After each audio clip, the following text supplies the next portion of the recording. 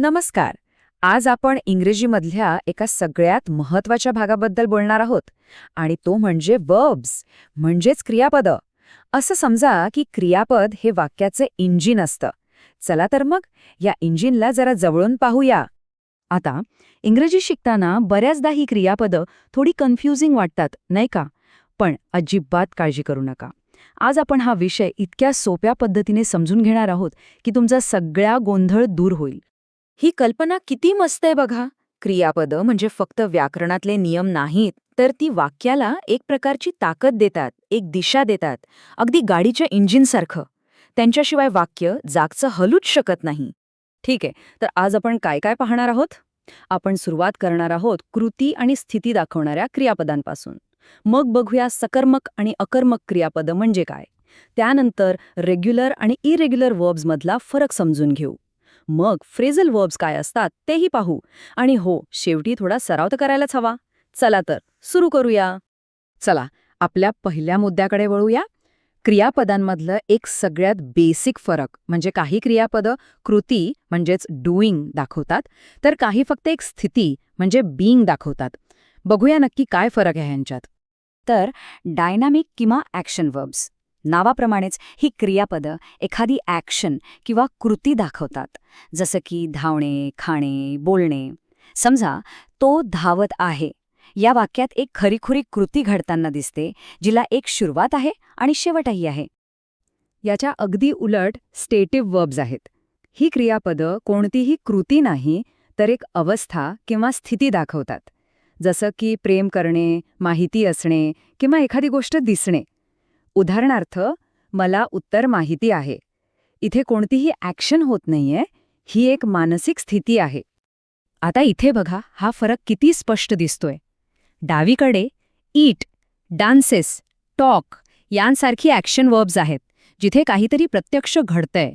आणि उजवीकडे बघा हॅव, अपियर्स, लव्ह ही स्टेटिव्ह वर्ब्स आहेत, जी फक्त एक अवस्था किंवा भावना दाखवत आहेत. चला, आता कृती आणि स्थितीमधला फरक तर आपल्याला कळला. आता एक पाऊल पुढे जाऊया आणि बघूया की क्रियापदाचा परिणाम वाक्यातल्या दुसऱ्या शब्दांवर होतो की नाही. यालाच आपण कर्माचा प्रश्न असं म्हणू. हा एक साधा प्रश्न आपल्याला सकर्मक आणि अकर्मक क्रियापदांमधला फरक ओळखायला खूप मदत करतो. चला बघूया कसा ते. बरं, सकर्मक किंवा ट्रान्झिटिव्ह क्रियापद म्हणजे काय? सोपं आहे. या क्रियापदाला त्याचा अर्थ पूर्ण करण्यासाठी एका साथीदाराची गरज असते, ज्याला आपण इंग्रजीमध्ये ऑब्जेक्ट म्हणतो. म्हणजे क्रिया कोणावर तरी घडते. उदाहरणार्थ, मी म्हटलं तिने लिहिलं, तर लगेच प्रश्न येतो, काय लिहिलं? उत्तर आहे एक पत्र. हे एक पत्र म्हणजे ऑब्जेक्ट. त्याशिवाय वाक्य अपूर्ण वाटतं. आणि या उलट अकर्मक किंवा इनट्रान्झिटिव्ह क्रियापद हे अगदी स्वयंपूर्ण असतं. त्याला अर्थ पूर्ण करण्यासाठी कोणत्याच कर्माची किंवा ऑब्जेक्टची गरज नसते. जसं की बाळ झोपते, झालं. इथे काय किंवा कोणाला आहे प्रश्न विचारायची गरजच नाहीये. कृती तिथेच पूर्ण होते. इथे बघा, फरक ओळखण्याची एक सोपी ट्रिक आहे. डावीकडच्या वाक्यांमध्ये क्रियापदाला काय किंवा कोणाला असा प्रश्न विचारला की उत्तर मिळतं. पण उजवीकडची वाक्य बघा, द बेबी स्लीप्स किंवा शी स्माइल्ड ही वाक्यात तिथेच पूर्ण होतात. त्यांना कर्माची गरजच नाही. आता वळूया एका अशा भागाकडे जो इंग्रजी शिकणाऱ्यांना अनेकदा थोडा अवघड वाटतो. पण आपण त्याला गमतीने म्हणूया नियम मोडणारे किंवा रूल ब्रेकर्स. यातला फरक खूप सोपा आहे.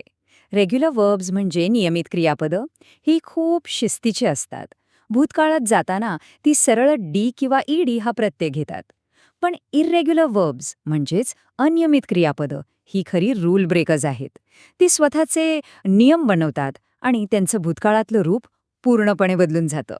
इंग्रजीमध्ये साधारणपणे 200च्या आसपास अनियमित क्रियापदं आहेत. पण हा आकडा ऐकून घाबरून जाऊ नका. चांगली गोष्ट ही आहे की रोजच्या बोलण्यात त्यातली काही मोजकीच क्रियापदं जास्त वापरली जातात, जसं की गो, सी, डू, ड्रिंक. ही काही महत्वाची क्रियापदं लक्षात ठेवली की आपलं काम खूप सोपं होतं. मग प्रश्न येतो की हे रूल ब्रेकर्स लक्षात कसे ठेवायचे, बरोबर? तर त्यासाठी काही मस्त युक्त्या आहेत.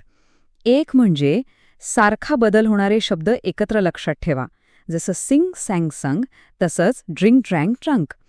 आणि सगळ्यात महत्त्वाचं, त्यांचा वाक्यात उपयोग करा. गाणी ऐकणं, चित्रपट बघणं यानेही खूप मदत होते. आता काही क्रियापदं अशी असतात जी एकटी येत नाहीत. ती दुसऱ्या शब्दासोबत टीम अप करतात आणि मग त्यांचा अर्थ पूर्णपणे बदलून जातो. यांनाच इंग्रजीमध्ये फ्रेझल वर्ब्स असं म्हणतात.